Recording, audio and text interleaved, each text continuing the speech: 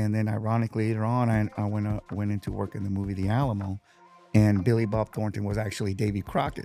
Wow. So I already knew him from the previous movie, the 1999 movie of All the Pretty Horses. So I'm dressed as a Mexican soldier. I'm a Mexican soldier in the movie, and I have a retractable plastic bayonet and a real rifle, periodic rifle. So I'm like, put your arms up, and I put the bayonet up against his ribs. He turns around, and he's like, well, it's you again.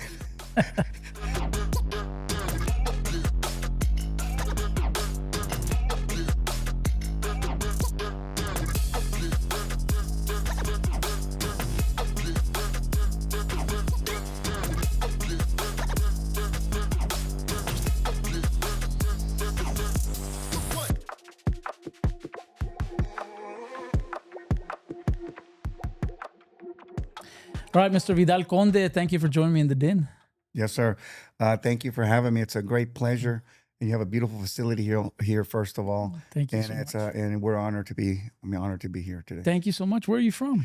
I'm originally from the Valley, but I've lived in Corpus Christi practically all my life. We moved from La Jolla, Texas, Havana, Texas area. My little hometown. I mean, if you blink when you drive by, you'll miss it. It's called Havana. Havana, really? Havana, Texas. Oh, wow. And I'm Vidal Conde, so a lot of times they'll say you're Fidel Castro from Havana, Cuba, and I'm like, no, I'm Vidal Conde from Havana, Vidal Texas. Conde. We moved in 1978 from there and landed in Flower Bluff. Oh, okay. Flower Bluff. Yes. All right. Mario Arredondo messaged me and told me about you, and he told me you're a great guy and that I should have you on the podcast. Thank you. We made connection at Eric Flores's campaign event at the railroad. Yes, I seafood remember place. seeing you there when we met and introduced ourselves. Right. So I'm glad to have you on. Yes. It's a blessing to be able to hear from the candidates that are going to be running and leading our city. Yes. It's a blessing always, anything that I can do to be able to get the word out, especially meeting gentlemen like you that has a following. It helps me be able to, pass on what my agendas are Yes, sir. and what my thoughts are for the community, my constituents, and Corpus Christi in general. Well, I District 1. appreciate you seeing that. And I appreciate you taking the time. Some people don't take the time to speak to the community, ¿verdad? A lot of them do, don't get me wrong, but some they don't see the importance of a platform like this. Correct. I think a lot of people tune in and they're able to hear more than just the campaign spiel, ¿verdad? 'Cause sometimes we have our campaign spiel. This is what I'm going to say. This is what I'm going to do. We're quick. But they don't get to know us. For instance, your name, Vidal, what does that mean? I've heard that name, I think, before. Yes. Well, a lot of times the people, have picked on me and called me Vidal Sassoon and all kinds of things. and I asked my dad originally, why did you name me that? Why did you name me Vidal? Well, Vida means life, Yes. But my dad had a mentor when he was a child, and he was an older man, and he was a friend of my grandfathers and great-grandfathers, and so he named me after him. Saman Vidal. Vidal, yeah. Okay. And so that's how I acquired the name. Yeah, oh, that's a nice name. And then the Conde is also somewhat rare. I Yes. have some relatives that had the name Conde. Mhm. They were from here, Robstown. I don't know Okay. if you know. Él se llamaba Tránsito Conde. Tránsito Conde, yes, and I believe he was like second or third cousin to my father, Really? Tránsito Conde. Wow. Yeah, and Javier Mendoza. Javier Mendoza. He's from these parts, and he viene siendo like third cousin of mine, and because Really? his grandfather was Conde. So there's some Condes roaming around, and Yeah. there's some that I used to work in the refineries, and it's like George Conde, he's working today, and he wants to meet you, and well, I've been wanting to meet him. Yeah. I used to work turnarounds in the refineries, and till this day, I haven't still been able to meet him. And he recently sent me a Facebook friend request. Oh, really? And so we've been communicating a little bit, but Wow. the day soon will come where I'll get to meet some of these individuals that are Social relatives. media has changed everything, huh? I'm telling you, I come from a background of ranching, and I used to work in a ranch in Taft, and it was south of Taft, and everything from there was long distance, even calling to Taft itself.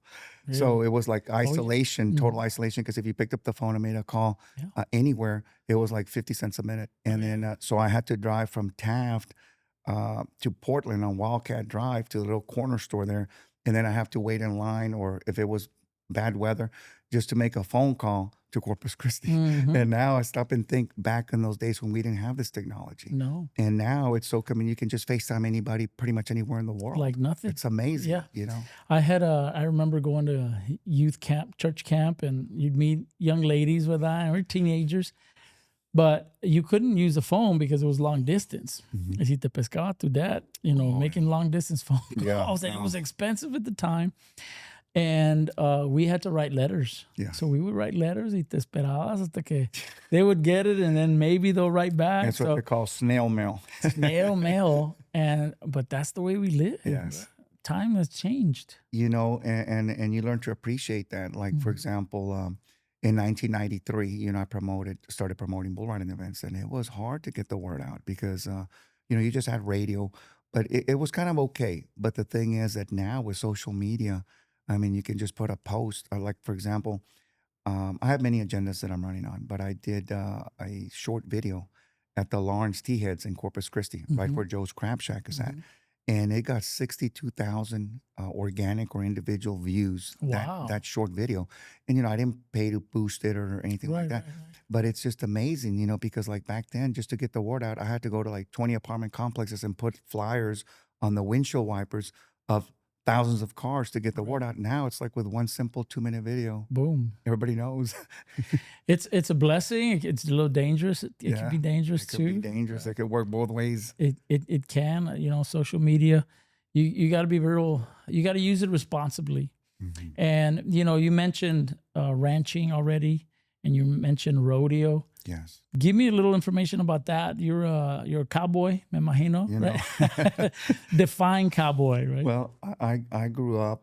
My father, former Vietnam veteran, former police officer in Dallas. Right after he got out of Vietnam. That service. Yeah, after Vietnam, he went to work at the police department in Dallas, and he got to pretty much meet all the people, all the officers that were around the JFK incident. The assassination, all that. He had a lot of great stories. He passed in 2022, but he left a lot of memories, and he left a lot of wisdom.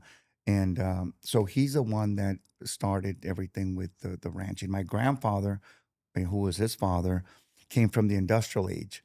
So when he started finding out that my father was leaning towards riding horses and ranching, my grandfather, which is his father, born in 1898, was like, why are you regressing? I mean, we just got out of the buggy and horse era, and and he was working out in the oil fields, my grandfather. So he was opposed to my dad being in the ranching, Really? training horses and all that. He's like, that's local. We just came out of this, and you're now like back in the buggy and wagon era. Yeah. And so that's what inspired it all. And so I have that background where at an early age, I started taming horses. We would get a bunch of wild horses. And at the age of 12, I have photographs. Maybe one day I'll show them. I've got a horse jumping like 6 feet in the air, straight up in the air. Wow. And so I would get on these horses. We would have a soft arena, because a lot of times I wouldn't stay on it at the beginning, So my dad made sure I had a soft landing. But that's where it started. And then from the valley, we moved back and forth. And then we were in Goliad. And then we came back. My dad got hurt. We went back to the valley. And then we came back into Corpus Christi. And so I started going to Richard King High School, and I graduated from there in 1988.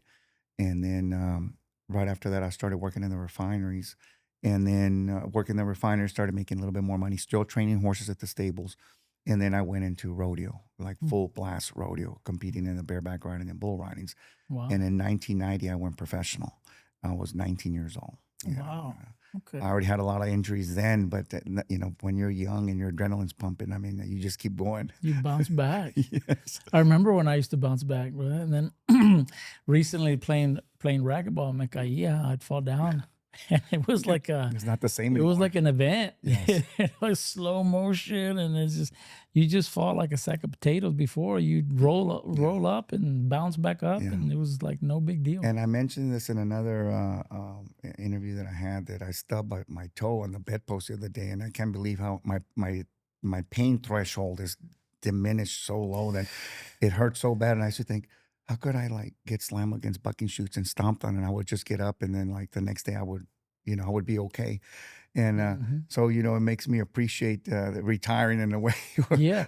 So you got stomped on? By what? By horse, Well, bull? both bareback and bulls. Over the years, I've had quite a bit of injuries, but Really? I'm glad I can still walk a straight line. What was that drive, brother? What was the drive? Well, it was just, I compare rodeo.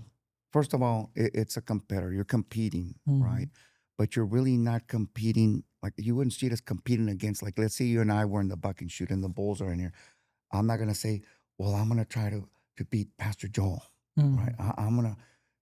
I say, I got to do the best with what I've got. I'm actually riding this animal. Right. And I'm not really competing against the animal because I got to be in rhythm with him. So I got to flow with him. It's like dancing, you see? So it's a different type of mentality, competition. It's not like when you're playing football or other sports where I'm going to beat this guy or I got the, it's a little bit of a different perspective because you're actually, every time you get on and when you pray, you mean it because every time you get on, you're really placing yourself in a life and death situation, because I mean, if you get stomped on the head, 1,800-pound bull, I mean, do the math. And it's not that uncommon. You see it a lot. You see it a lot. I mean, so that's what I'm asking. Like, what's the drive that would make you say, I'm gonna risk it? Is it just the well, it's a thrill of competition. Once you start the camaraderie that you build, it's kind of, I would say, like a military camaraderie, where we're in a military situation that you have, the camaraderie that goes with it.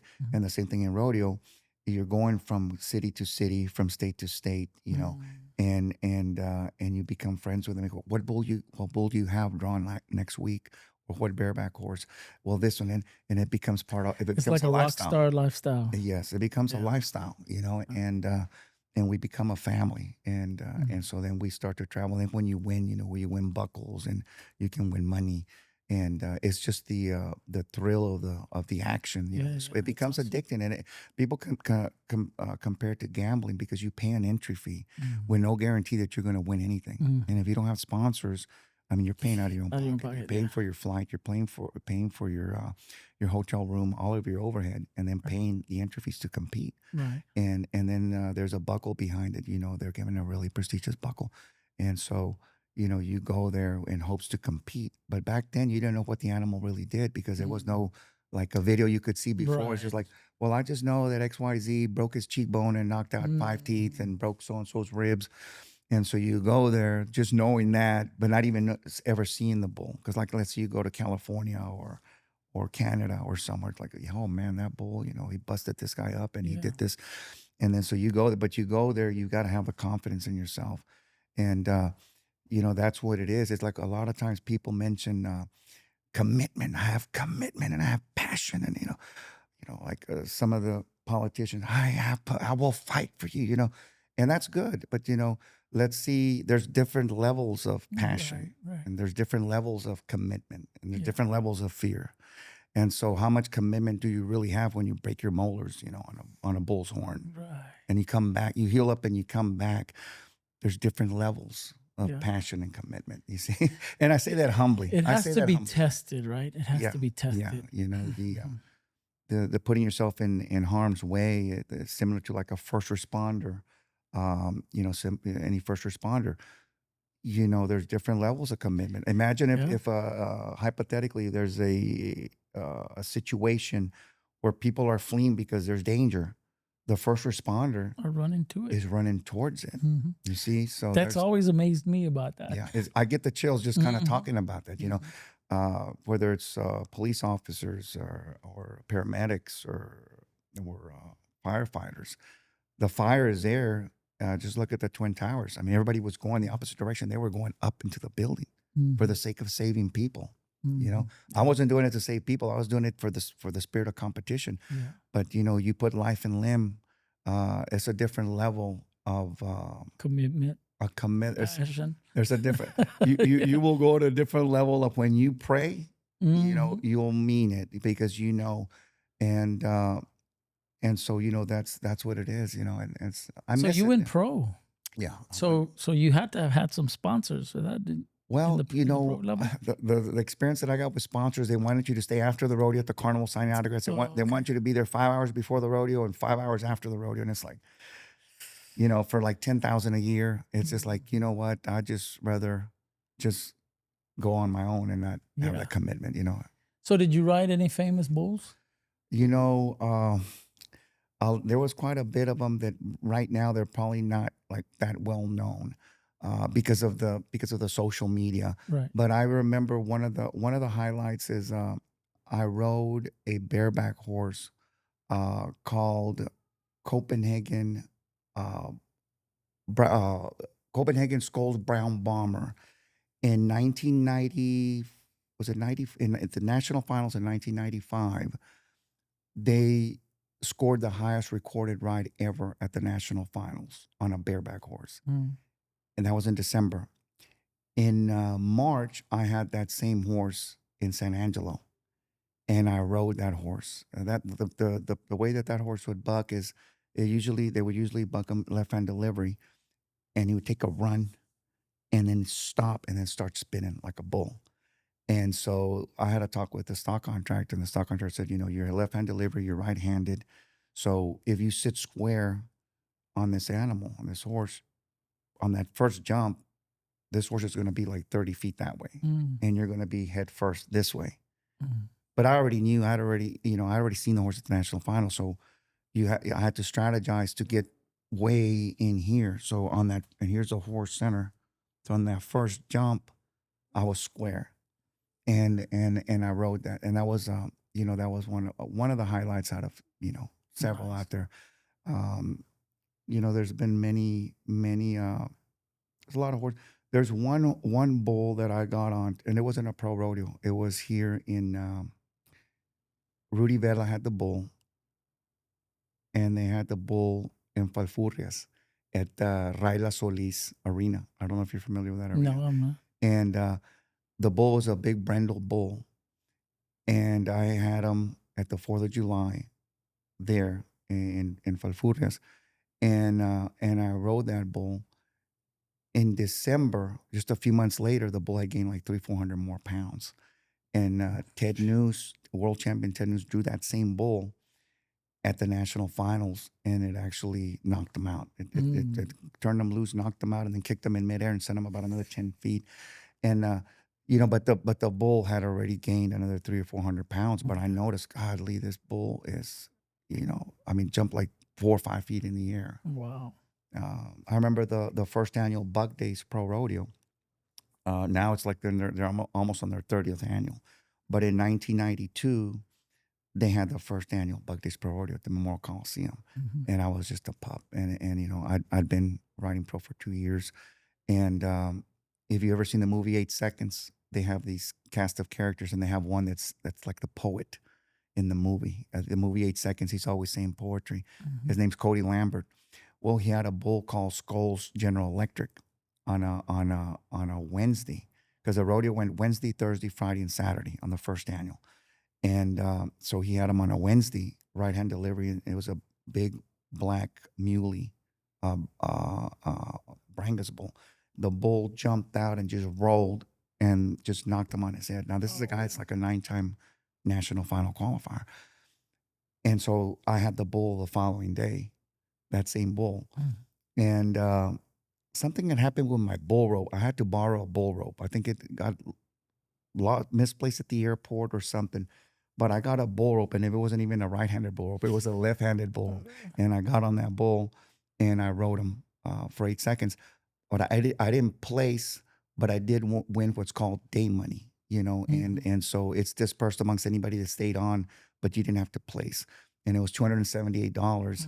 And then I rode my bareback horse also. But I the first annual I won a little bit of money at the Bug Day, so I was tooting my horn. I was, and I didn't think the Bug Days was going to last as long as it did. But now I go there and I'm like, man, I'm a dinosaur. Like, I wonder if a lot of people knew that I rode in the first annual in this thing. You know what I mean? But I'm good friends with Don Gay, 8-time world champion, and I saw him this past Bug Days Pro Rodeo, and we were talking about some inside things that I'd rather not discuss, but we were having a laugh. Yeah. So these guys, like the gentleman that got flipped over on, he's the one that's being portrayed in the movie 8 Seconds. In the movie 8 Seconds. So talking about movies, you've done some movie acting. Well, not much as an actor, more as an extra. Extra, okay. I don't want to say something that I'm not. Yeah. I went I've worked in All the Pretty Horses with Matt Damon, Penelope Cruz, Oh wow.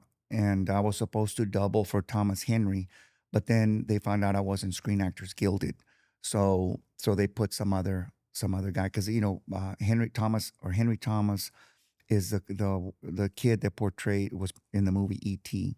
Mm-hmm. And now it's a grown individual. He's 6 foot tall, Mm. and Matt Damon's like 5'8". Right. So they were like, "Well, this guy can ride Bronx me, so we want you to, double him." And then it turns out that they said, "Well, you're not Screen Actors Guilded. You're just an extra coming in."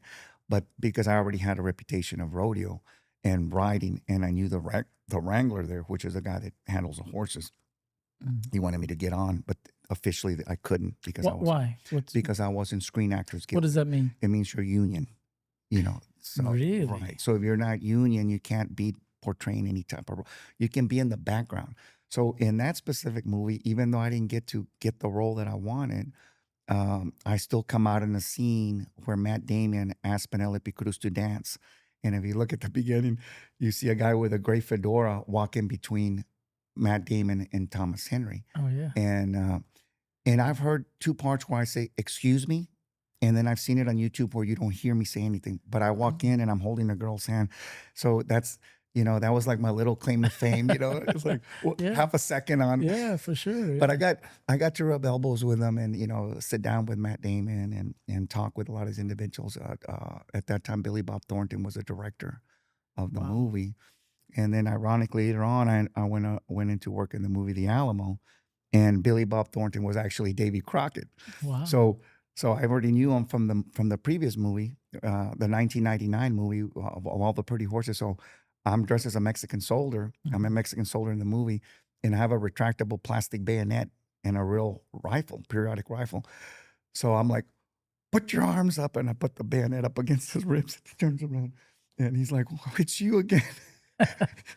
So he was dressed like Davy Crockett with his Davy Crockett cap and everything, but really down to earth. A lot of these actors really down to earth. I Are mean, you friends with him?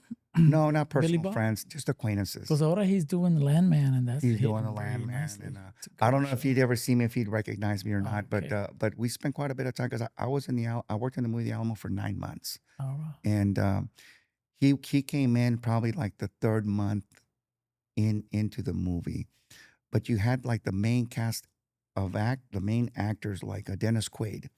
Well, Dennis Quaid, when you work in a movie, they do like a storyboard, right? It's imagine looking at a comic book, but the pages are like 10 times the size.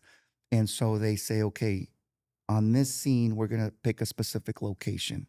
And so they have the storyboard, they have like a page. And in this scene, we're doing like the attack of the Alamo, the North Wall. And so, like Dennis Quaid, he got paid the same as, from what my understanding, as Billy Bob Thornton.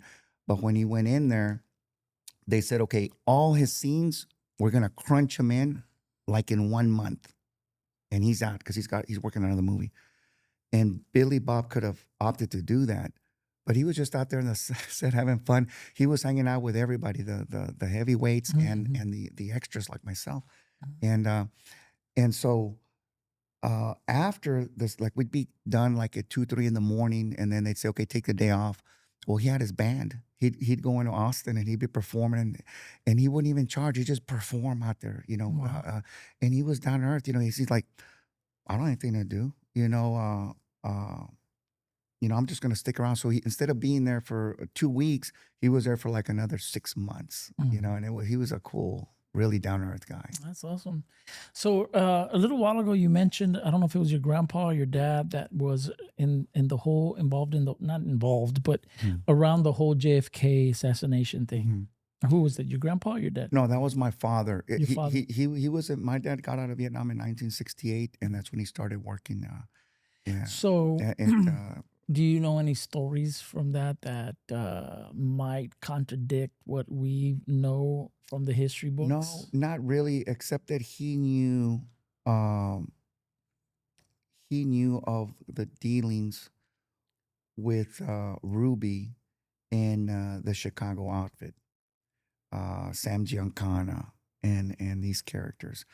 and because Ruby owned actually an adult club, and I think it was called the Carousel or the Caravel, and so he was a prominent figure in the city, and he was friends with all the police officers, and a lot of times the police officers, would do detail there, and some of them probably went on their spare time, but my dad said that the his take in working there, and working the beat, and doing his things, and having everyday conversation with that it leans his interpretation was that it leaned towards the mob doing it. That took out JFK? Yeah, that took out JFK. There was a Marcelo, a mafia guy, Marcelo, out of New Orleans, and then there was the mob from with Sam Giancana, and then there was also ties, with the dating of Marilyn Monroe. They were both competing for it, and then she was just bouncing around. And I respectfully, that's just what I gathered from my father. But He you wa- don't. Go yeah, ahead. what's that? Go ahead. Yeah, and so it's really weird how history kind of revolves, because a while back there was an estate sale, and my youngest brother, um, there was a pistol that was for sale for $27,000, Mm. right? And I think he worked out a deal, got it for a lot less, and it's a 38 special, chrome plated automatic pistol. Well, it turns out that pistol belonged to a TABC officer that had lunch with Ruby before Ruby shot the president, or I mean, before Ruby shot Oswald. So a TABC officer went to meet with Jack Ruby, right, the one that killed Oswald, and he said, "Oh, well, here's a gift. Here's a 38 special pistol, Mm. right?" So, and there's what's it called, prominence, that the guy attested that it was legitimately given to him by Jack Ruby before the JFK assassination. So I tried to loan that pistol to the Mob Museum in Las Vegas, and they said, "Well, not at this time. We have all these exhibits that we need." I said, "Well, I thought that this would be an important part of a Mob Museum, because it was given by Jack Ruby to a TABC officer, God knows for what, as a gift or as a bribe or as whatever the case may be." TABC, what does that stand for? Texas Alcohol Beverage Commission officer. And when my brother purchased that pistol, that gentleman was still alive. He not too long ago he passed away, but he gave him some kind of provenance that That it was legit. and there's a lot of paperwork to tie it to. So you said 38 special, but automatic? I've never heard of it. Yeah, they're called super, 38 super. Yeah, because normally it's 38, they're revolvers, but this is an automatic, and it's a good sized piece. But from what I know, my brother still has it in his possession. But that's just a part of history, that I told him, I said, it'd be belongs in a museum, not in a vault, But I think, well, the one I called, and he called some other museum, and nobody wanted to take it. I mean, I'm surprised that something so historical, you would think that it would be a conversational piece at any museum. Yeah, for sure. Politics, brother. Politics is a strange animal, huh? And you're jumping into politics. What's your motivation? What's your incentive there? A lot of people say, well, you come from the rodeo arena where there's a bull. And I said, well, this is a political arena. They're both arenas. One's bull and the other's political. But I'm trying to figure out which one has more bull. It's is there more BS at the government, in the city government, or in the rodeo arena? From what I've seen, there's a lot going on. There's a lot of moving parts, there at the municipal level. And I've never ran for politics. I'm not a politician. I'm a businessman, and I'm a promoter, and I'm a former, a cowboy, rodeo cowboy athlete, and I've kept on with politics here and there, but then all of a sudden there's a water crisis. It's hit everybody like a ton of bricks. And I have experience in joint evaluation meetings and in dealing with the Corps of Engineers, EPA, TCEQ, environmental agencies, and other things that I've worked on. And so you start with a joint evaluation meeting, anything that has to do with maritime, like with the desal. And then it stems from there. But you got to start the foundation. It's just like a building, like this church, for example. If it doesn't have a solid foundation, just like a meeting, you got to start off on the right on the right note, and then it progresses from there. And then whatever agenda you're trying to push, um, to come to fruition, that's the end goal. But here we have, the state has given us $757 million to do a desal. And there's still been so much indecisiveness as to Inner Harbor, Harbor Island, Right. Barney M. Davis plant. What do we do? Where do we go? Well, first of all, permits shouldn't take that long to expedite, and they can be expedited a lot faster if you go to the state or federal level, because what we're dealing here with is a critical infrastructure. It's an emergency situation that we're in, and so a lot of people are like, well, how do we pay for this? And the citizens don't want to inherit a $1.2 billion deal, an expense, and we don't know what the contract looks like. There's a lot of loose ends. What contract are we going to sign? What company? We had Axe H2O. We got ID Technologies, that's doing a desal down in South Padre Island. As a matter of fact, I've had contact with them, and on the 19th, I have a Zoom meeting with them. Same company that wants to do the desal with the Nueces River Authority, at Harbor Island. And so, first of all, I've gone to City Council and I've addressed my concerns, and I've kind of given them a roadmap to solve the desal situation. I have a solution, and a lot of people will not take a stance. Some politicians will not take a stance on what they really want because of the fear of swaying voters one way or another. And me, I just stand at what is best for the community. Right. And for example, the Inner Harbor desal. First of all, it doesn't have the footprint. Okay, in other words, it doesn't have enough acreage to build out. And if we were to build out, right now it's at 13 acres. We could acquire up to like another approximately 22 acres. And then after that, it would go into the Hillcrest areas further and grow and further more, right? So what happens there is, let's say we build a $1.2 billion plant in the Inner Harbor, right? We already know it didn't have to take a far field or a near field study, $500,000 worth of study to realize that water's contaminated. Okay, anybody will tell you, even the port will tell you that those waters are contaminated. There's no way to sugarcoat it. And so basically, we would be what's in those waters are forever chemicals, microplastics, estrogens in the water, hormones in the water. Okay. That cannot be removed 100% through reverse osmosis.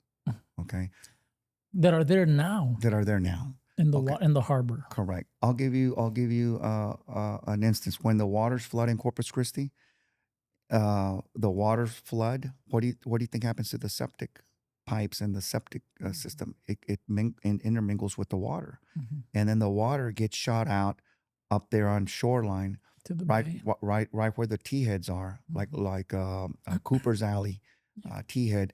There's a big old storm drain there. So it goes out there, okay, and then it also goes out into the Inner Harbor, okay. So what I proposed is, now that's just one scenario. The other thing is, what are we going to do about the brine? Are we going to pump it? Are we going to run a pipe from the Inner Harbor approximately 32 miles to reach 3 miles outside of the mouth of the port of the entrance from the Gulf into the chip channels? So, but then let's say, okay, we alleviate the brine, we still have the chemicals. Do we want our kids to be drinking that? So what that is, for example, if you look at Nueces Bay, if you're looking at it from an aerial, you look at Nueces Bay, it's to the left side of the causeway as you're going into Portland. That's 18,000 acres. The Corpus Christi Bay is approximately 106,000 acres. Further southeast of that, you got Oso Bay. That's approximately 3,000 acres, like 2,900 some acres. If you combine all that together, and let's say you were to do a depth of 10 feet, because in some areas there in the bay, it's only 3 or 4 feet. What's the deepest is where it's been dredged for the oil tankers to come in through Right. there. So if you were to combine that, you'd come out with a total of about 417 billion gallons of water. Okay, so like let's say now you have a desal plant in the Inner Harbor, and let's say they're pumping 30 million gallons of brine per day, right, in its inception. But let's say we want so if you pump that brine, and let's say the water, we have no flow coming in from the Gulf or anything, let's just say those waters were stagnant, it would take approximately 38 years to fill all of those waters completely to the top with brine. One example. But like, let's say if now we say, well, we want to produce 150 million gallons of water. Well, it's 1 to 1.5 ratio, right? For every gallon of water that we produce, we're creating 1 to 1.5 gallons of brine. So now let's say we want to do 150 million gallons a day. Now it would only take about 5 years to fill the entire bodies of water that I just mentioned all the way to the top with brine. And what do you think it's going to do to the ecosystem? What do you think it's going to do to the marine life? You have estuaries there on Oasis Bay. And so that's why I went and had a meeting with the city council, and I told them we need to find a way to get rid of that idea. And we need to focus on getting water from the Gulf and releasing the brine out into the Gulf, Mhm. you know? And so that's my stance on it. So I had Gabe Guerra from the port, chairman of the board of the Mhm. Port of Corpus Christi, and I had Tracy McCall in here, who's your opponent in this district Yes. race, and they both agreed that Inner Harbor was a viable Mhm. option, and that the tests, even the tests and the permitting has already been given. The TCEQ allowed it. Mhm. Who's missing it? How is it you say that won't Well, be a viable option? as of recent, they have the Sphero report, the Sphero reports, and now the people who conducted the Sphero reports, who conducted the inner and the outer reports now, or the far field, I'm sorry, and the near field studies Mhm. now seem to be redacting, because there's a lot of responsibility when you say that there's no contaminants in the water, and when you say that you can remove them 100%, you can't. And just even having 2 or 3% of those chemicals being pumped into our municipality So how waters. did those get in there? How did they get into the Well, there's harbor? refineries all in there. So like like for example, I spoke with, I'm not going to mention any names, but I've had meetings with top brass at a couple of the refineries. I come from the Mhm. refinery um, industry. I worked in the refineries practically all my life, but just turnarounds. I've Mhm. never been committed to being there as a plant operator or have any special interest with them, except from I would go and do a 3-week turnaround, and then I was done. And then I go to the next, then I go compete at Rodeo. Then I'd come back and work the refineries, and that's kind of the way I've done it. Mhm. But right now, for example, there's refineries that are getting water from the municipality, like from the sewage companies, right? Like for example, the Greenwood facility, and they're now piping that into their refinery to offset the usage of our City municipal water. water, Mhm. right? So they're making efforts. They're making efforts, and I commend that. But at the same time, it's like a septic system. If you have a septic system out in a rural area, right? For a residential, hypothetically, you have the solids that go into one compartment, and it usually has, it's a 3 to 4 compartment. And then once that flows, the water flows to another, it goes to another compartment. Usually by the time it gets to the third compartment, there's a little hose that's dripping um, um, bleach in that tank. And it's like one drop every 3 to 4 hours through the small little hose. And it's dosing that tank. It's called a dosing tank. Mhm. So that's supposed to neutralize the water. By the time it gets to your pump tank, that water is supposed to be safe for your lawn, right? And Mhm. so once that water where that pump tank is at, that water rises up to the top of that pump tank, and that pump tank starts to pump the water out. And it goes through an 1.25 inch PVC pipe, and then it goes out into a sprinkler system, and it waters your yard, right? So we're coming from a septic tank, right? But according to people, that water is just as good as anything. You could literally drink it. It's that filtered with that bleach, right? So think about it. You and I are in a rural resident, and there's a resident here. We're standing next to the septic tank. It's been dosing in bleach. And they say when it comes out, it doesn't impact your lawn because the chemicals and everything are right, the components. They say it's almost drinkable, right? Well, would you rather get water from the Gulf of Mexico? All the water is contaminated, but would you rather get water from the Gulf of Mexico, or would you rather get water from the sprinkler head? It's starting to sprinkle the water. Let's go ahead and get this cup and let's fill it up because it's got bleach in it. It's supposed to be 100%, right? So let's drink it. And that's kind of the same concept is we don't know. I don't want to disrespect the refiners or anything in any way, the industrial industry, because I come from that. But how do we know if maybe the reverse osmosis that they're utilizing or their filtration that they're utilizing when they're pumping the water out? Because remember, there's forever chemicals in those waters. Forever means forever. Those chemicals, you got benzene, you got hydrochloride, you got all these chemicals that are being dumped in there. Would you take a chance at drinking that water? I mean, so let me ask you, why are those chemicals not harming the harbor already? And why haven't those environmentalists kind of stepped up to talk about that versus the brine that is going to be dumped in there? I think that there's a lot of politics behind a lot of these decisions. And you think there's some behind the activists? There's no telling. There's really no telling because I've seen some things that I just dumbfounded me. But I just know this, that let's say we were to go to the Barney M. Davis plant. That's 2,000 acres, almost 2,000 acres. It has room for growth, okay? And we don't have to build into the inner communities to be able to facilitate. Let's say if we were to go there, it's owned by CPS, right?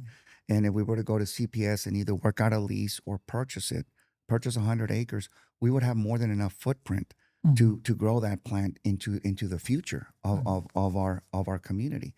Another thing is that the water and the brine would be being pumped out into, the water would be coming from the Gulf, and it would be pumped out into the ocean where there's more circulation. Because what the brine does, it's not so much, there's different type of chemicals in the brine that can be monetized, okay? But it's not, it's the actual salt, okay? If you were to get from the inner harbor, if you were to try to evaporate 30 million gallons of water per day so that we could take the salt out of there and put the water back into the harbor, okay, it would take a footprint of 27,000 acres, okay, to accomplish that. So the point I'm trying to make is when the brine goes out, if the salt is not removed, what the salt does, it settles down to the bottom of the seafloor, and it prohibits a transfusion of oxygen in the seafloor. And what it does, it creates toxins because it creates a coat, a shell, okay?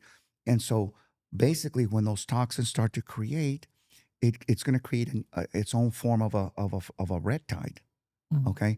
And so that's what's going to, and the thing is that remember, once you implement that desal plant there, I mean, you've put your foot all the way in. I mean, you've got no other chips. You're all in. $1.2 billion or whatever deal's being done, you're in. You own it. And the thing is, what is it going to do to that inner harbor? Not just in 1 year and 2 years and 3 years and 4 years, but it keeps pumping. And then we want growth. Well, now we want to pump 200 million gallons a day. And it's going to be pumping into those bays that I just mentioned nonstop. Yeah, So because it's they said something that. to think Yeah, about. because they said that it has the capacity of doing up to 250 million gallons. I would rather see it towards the Gulf area where there's more circulation. We have a larger footprint, and we can just stay away from those chemicals that are there. And So that's what I'm like that's standing out to me. The chemicals that are already in there, how are they not affecting the harbor? we don't know. We don't know because, like, look, I'm telling you, I have a video on my Facebook where a few years back, before they had knocked down the Harbor Bridge, before they even started constructing, right in front of the American Bank Center. Me and my uncle's an expert fisherman.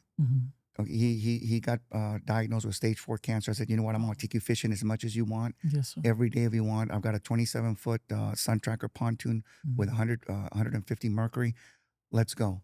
We didn't catch one fish, not one fish in front of anywhere where the T-heads are, anywhere in the Hilliard Center, in front of the Hilliard Center. Back then it was the American Bank Center. Didn't catch one fish. We didn't even get a bite. Okay. Now, if you go further towards Indian Point and all that, yes, I've seen people catch fish there, but it's not right now. I've heard that they've seen dolphins in the inner harbor swimming around, but they follow those boats. They like to be in front of those oil tankers. But like I said, I'm not willing to roll the dice. Let's say I'm running for District 1. I wouldn't want to have that blood on my hands. I wouldn't want to have that to support something that, I mean, I'm not here to do a trial run. Not on the constituents of Corpus Christi. You know? What if seeing that water might not be good to drink, but if that could be just concentrated on the for the refineries, right? Would it matter in that case? Well, that's what I originally, when I came into this, I said, well, that'd be good because they're using it for the refineries. That's perfect.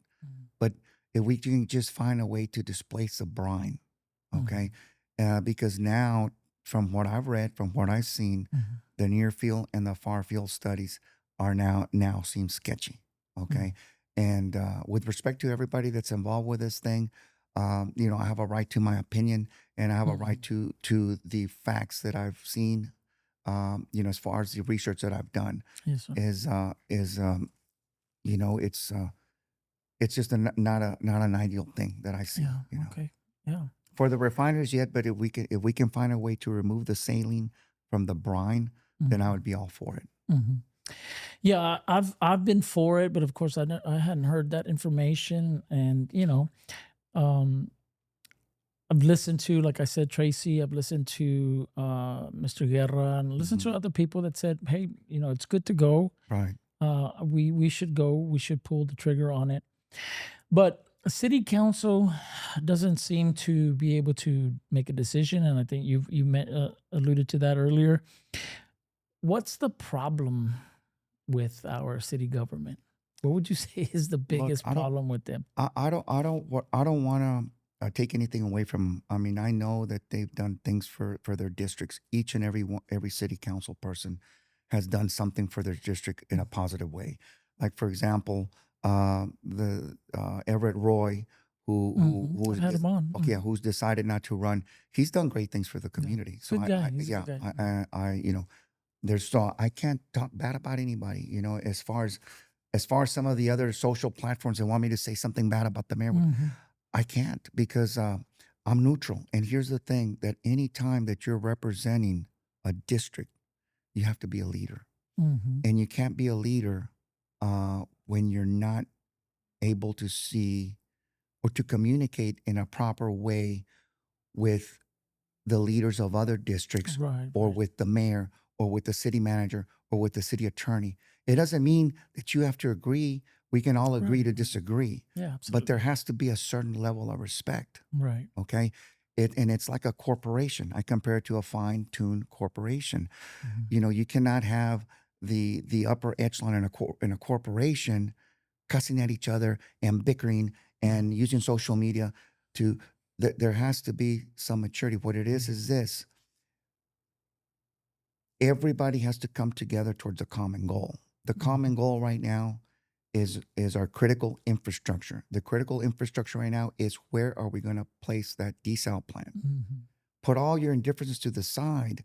We're not in high school or in elementary or in junior high anymore. Right. We've got to put our political indifferences aside. And whether you're Democrat, Republican, Independent, it doesn't matter. We're about to be out of water. And as soon as those bodies of water get up to normal level, everybody becomes lax. And now it's like, well, let's water our lawns, let's do this. And then what's going to happen in September, October? I mean, we've had droughts all the way up to September, October. So what are we going to do then? So we have to procure the safety of our municipality by triggering and putting a green light on a desal plant. And at this point, you know, it almost doesn't matter where the heck it happens. Let's just do it for the sake of, if we're going to be drinking sewage water and everybody's okay with it. But the thing is, we cannot run out of water. It's I had Roland Barrera and Everett Roy, and both of them kind of agreed, like, we just need to make a decision, right? The decision needs to be made. And there's disagreement on where it should be, but everybody so far agrees that a decision needs to be made. And, you know, we were listening to Miss Denise Villalobos yesterday. She was talking about even not just the water issue, but the release, that they release water from the lake. And it is to preserve some, I guess, shrimp in the bay or something like that. Well, it's because the water becomes so saline that once it gets to a certain level, I think it's like 30 or 40%, they're supposed to release it because of the salinity for the shrimp that are further along down the path. Right, and it boggles my mind that we're concerned about shrimp when people are needing water. I'd like to go do some shrimp, get some shrimp out of there and put it on my plate. But no, it does. I mean, we have to be in tune with the ecological system. We have to be in tune with the marine life. We have to look out for all different, because let's say, for example, the shrimp get too much saline, the shrimp die out, and it's a ripple effect because now the seagulls can't eat it now, and then the sea turtles can't eat the shrimp, and then the sea turtles will pass, and then the water gets contaminated because it's got decaying animals in there, and then the birds. So it'll have a ripple effect all the way across from the bottom of the bottom feeders all the way to the top of the birds that fly the sky. You know? Yeah, it can, and you know, sometimes it doesn't have to be a negative effect. Sometimes it's a positive effect. I don't know where I heard it, and I asked some other guests, and they didn't know. They had kind of heard something, but they even said that there's a possibility that a desal would help the ecosystem, that it would bring benefit to the harbor and that kind of stuff. I don't remember where I heard it, so I just throw that there's out a there. lot of there's a lot of different opinions and things like that, but I'm just looking at the basic. You know, there's this and then there's that. We won't know until it's done, right? until people are starting to be born with like 3 ears and 4 eyes, and yeah, you know, and then we're like, we should have done it out in the Gulf. But yeah, something needs to happen though, and you know, there is a problem in our government, and I would never try to put people to pinpoint people as the problem. I just think that for many years there's been an inability to make decisions in our government. You know, we've I had agree with that. the Landry thing, and I believe SeaWorld was supposed to be here. So many different things that wanted to be here, but our city government didn't allow it, or pushed it away, or was indecisive, and they just got up and Well, left. that's what turns off a developer. Is like, I've done things with the Port of Galveston, and when you show up there, they roll out the welcome carpet. What can we do for you? Yeah. How many people do you plan on attracting with this? What is the ROI? What is the impact? You know, on well, it's a multiplier. What's a multiplier on this thing that you're going to do? It's going to and they're very receptive now. For example, you know, we need to make sure that our economic development has more dollars coming in there, because the economic development's responsibility is like, let's say if I'm coming to bring a business, whether I'm a local or whether I'm coming from within out of the city or interstate or intrastate, you're coming in and you say, look, I've been operating a restaurant, or it's a franchise, or it's a mom and pop, but okay, well, bring me a business plan at a minimum. Bring me a business plan, and we want to vet you. We want to see, you know, what kind of experience you have. It's a Mexican restaurant. We have several chains in Houston, hypothetically. Okay, so what do you need? Well, we want to build one here. Okay, so what's your business plan? Okay, what are your overhead? What's your overhead? Okay, so then, okay, what would be the return on investment? What kind of tax will we put up on your business? Will we put an ad valorem tax, or what will we do for the city to make income, but for you to stay viable as a business owner? Right. And then to make it very user friendly, where if those criteria are met, then the Economic Development Commission can maybe put the 20% down for this individual to go with, like, let's say, an IBC bank on Shoreline to get a business loan to get this business going, Yeah. right? To spark it up, because it's going to have a multiplier effect. Yeah, we need to be more friendly. I feel like sometimes we act as if though we're doing them a favor, and really we need we need as much business here as possible. Absolutely. And so, what's your vision for that? Because I know going into a position like this, we go into it because we have vision for it. What would Right. you say your main vision for your position would be? Well, District 1 is very diverse, and that's why I happen to be in District 1, but I'm also a byproduct of District 1 because I've worked in the refineries. I've worked in maritime projects. I've organized promotional events, all in the, from the Memorial Coliseum all the way to Robstown, all the way up into Cal Allen. I've done events, and I'm part of the community. As a child, we would do field trips to the Corpus Christi Museum of Science, to the Corpus Christi Art Museum, to the Lichtenstein Building, which is now like a Hispanic heritage something. But back then, I was sponsored by Captain Joseph D. Dawson, the late Captain Joseph D. Dawson, who now has an elementary named after him called Joseph D. Dawson Elementary over there close to Weber Road. And so I hold true to those areas. I remember when the Lexington first came in, that's my district, that's North Beach. I want to be sure that I look out for the best interest of my constituents. And by doing that is I bring the experience, but I not only bring the experience, I bring the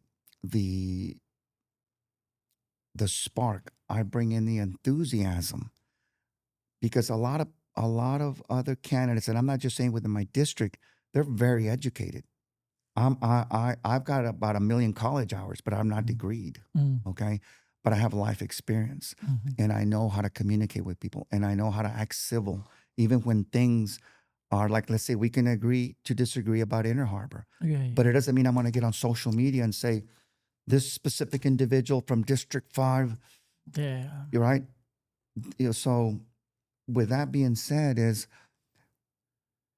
I have that tourism DNA in me. Okay. And so what I want to do, for example, I was at the Lawrence Tea-Heads over there where Joe's Crab Shack is at downtown Corpus Christi. And I just made a short video saying, hypothetically, what if we were to do a Kima style boardwalk here in this area without demolishing the bulkheads or anything? All we would do is just bring in like a roller coaster. It's a lot smaller footprint than Kima. But let's just say hypothetically, what would it do to the economy? What would it do to the hotels? Would it stimulate them Monday through Friday, or what would their capacity be? And I got approximately 62, and I have it here. I can show it to you. I got over 62,000 organic views, and out of that, like 700 and something comments. Some people don't want change, and I respect that. Some people don't want to see that because it's going to create congestion. It's going to create a lot of noise for the people that live in the marina. We need to fix the potholes, and I'm not judging them or saying, hey, well, to heck with you, because I want this. I have to listen to the people. So now I'm thinking more like, okay, if we were to do a Kima Boardwalk on the 14th, which is my birthday, I have a meeting at North Beach with the residents and business owners of that area, and we're going to talk about some of my ideas and some of my agendas. I know that they're doing a lot of infrastructure there for drainage because it floods. Right. And so I think that by the time I become let's say hypothetically I'm elected, a lot of that will probably already be in play. Be ready. And then we can just move in and start developing, There was a project out there some years back that was a very interesting project. I remember it. Yeah. You remember that? I remember it. And nothing ever came of it. It had to do with Mr. Lynn Fraser, respectfully, and another entity, Blackwell or something like that. And they had a great vision. I was excited about it. I wanted to see that happen because their vision was kind of to do a horseshoe canal. Imagine from Corpus Christi Bay, do a horseshoe canal into North Beach. And then there, they were going to put developments. It was going to be a mixed use development, kind of like a mix with hotels, residential, restaurants, and then Kind of they're like gonna a have river walk, right? right, and then we're gonna have gondolas, and all that. And I was excited, and then I don't know what really happened with that. I kind of lost touch with it, but we can bring that back. You would like to see stuff like I that. would like to see something to develop North Beach. I would like to. I would like to. Right now, I'm working on something that would be a lot less volatile to bring, and that's bringing a cruise ship. And Mm-hmm. people think, man, you're crazy. What are you talking about? And I've already started meetings. I'm not going to say with what entities to push this through. And there's several business models that we could bring a cruise ship into Corpus Wow. Christi. And there's a model where these individuals could bring it, and I've already made contact with them, but they want some kind of reassurance, some kind of like an RSVP that there's going to be people that are going to be there ready to board. Mm-hmm. No prepaid tickets or anything like that, but just an RSVP, like, hey, I'm interested, I'm going. Those would have to be done out there by the T heads or something like that, right? They Well, can't really no, go under the bridge. no, this would be right in front of the Ortiz building, which was designed to be a terminal. Underneath the bridge. Well, it wouldn't be underneath the bridge. It I wouldn't mean, go. they would have to go underneath the bridge. If the harbor bridge was there, it would go underneath the bridge, but it wouldn't have fit. Now that the harbor bridge is not gone, it would basically be in front of where the harbor bridge, without having to go further. Now, if it needed to go further under the current bridge, it would still be able to clear it. Okay. Oh, okay, so the bridge is on the west side of It's further on the Salomon west. Ortiz. Right. It's further on the okay, west, okay. Northwest side, more west side of the Ortiz. And so there's a cruise ship that has 1,600 passengers. The one that I'm favoring more has 2,500 passengers. And then there's one that wants to come with 4,500 passengers. When I mentioned the numbers, I had almost a couple people want to faint. Like, what are we going to do with the infrastructure?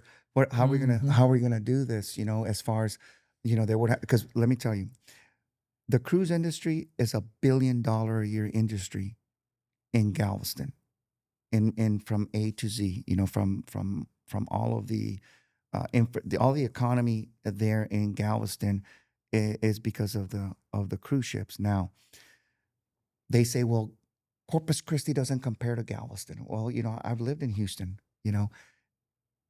Galveston has approximately 6,500 hotel rooms. Corpus Christi has over 9,500 hotel rooms. We're doing apples with apples here as far as the infrastructure. Right. Galveston, nobody flies into Galveston to go to the cruise ships. No. So why would anybody want to fly to Corpus Christi? They're like, well, the airport's not ready to support it. The Corpus Christi airport is so close to the Rio Grande Valley, and it's so close to San Antonio that airplanes can't do a direct flight because of the distance. By the time they go up there and they plateau and they have to glide down, they'd end up in the Gulf of Mexico, right? So all of the flights from the valley have to fly into Houston, and then as a layover, and then fly back into Corpus Christi, because the distance from Houston to Corpus is doable for a big airliner to fly in. But we don't need that. Look, if you live in Houston and you want to go to a cruise ship in Galveston, by the time you go through all the traffic and everything else to get there, it's about the same time frame to come from San Antonio or from the Rio Grande Valley to here to Corpus. So we have more hotel rooms, we have more footprint, and we have 2 large markets that are closer to Corpus Christi than from West Side Houston into Galveston. Now, if you fly from the Rio Grande Valley into a Hobby Lobby, or the main Houston airport, by the time you get there and you get in a vehicle and you drive, either whether you rent a vehicle or you get an Uber or you get a taxi cab, it's going to take you 3 to 4 hours to go through that whole process. By the time you check in the Rio Grande Valley in the airport to fly to Houston to get driven to Galveston, you're talking, if you accumulate all those hours, you're talking 5-6 hours. So it would be more convenient for the passengers or for visitors to come from the valley to Corpus. It's 145 miles. I have family there. I drive it all the time. And it would be less tedious having to go through all these airport checks and all that. And so the market is there. The thing is that one ship, all I want to do is one ship. I'm not asking for it to be brought with taxpayer money. I'm asking for either investors to come on board or the cruise ship owners and captains to want to bring it under their own expense, Wow. right? Or to purchase one. But that would be the last agreeable thing because, I mean, you're talking some of them are 30 million, the older ones, older vessels, all the way up to 95, 120 million. So what I would want to do is just do one maiden voyage. And I think that would be the spark that would cause a flame. Ah, that's good. That's awesome. Have you talked to Todd Hunter about that? I've talked to Todd Hunter over the years, and as a matter of fact, I saw him at the Silverado. We had a meeting, or not a meeting. It was a candidate introduction, and I went there and did a speech, and that was one of the last times that I saw him there. But I know he's pro that. Yeah. And I know that Michael Hunter, his son, is tied in with the port. And so I think that if we get together and collaborate, it takes many, to make things happen. It's not just one individual trying to make. I can be an inspiration for something, but they can make it come to fruition very easily. Yeah, and I think, and it's not like I tell people, it's not about me, the politician. It's about the end result. Right. I'm for everything for District 1, and that is within District 1, but it would impact the entire city of Corpus Christi. Right. And it would impact it in a positive way. I think it would, That's good. I like visionaries. It doesn't hurt to dream. No. It doesn't. I mean, look, a lot of the citizens are concerned about the water. So that's my first priority. Yeah. I've already laid it out on the studies that I've conducted, and the information that I've researched, and so I'm not hiding what I'm supporting. Right. But they're out, and the potholes and a lot of people, and I understand that, but we also have to think on the positives. Look at the beautiful things. Let's do something nice. Let's just. You want the potholes fixed, and you want to have beautiful bridges and beautiful causeways and everything. You have to have cash flow coming in. Right. You have to have return on investment. That's what it is. Yeah, absolutely. So we mentioned prayer, we mentioned God in there. I'd love to ask you what your relationship with God is. As time goes on, I get closer and closer to God, and I talk to God every day, because a lot of people are always racing towards something. Either they want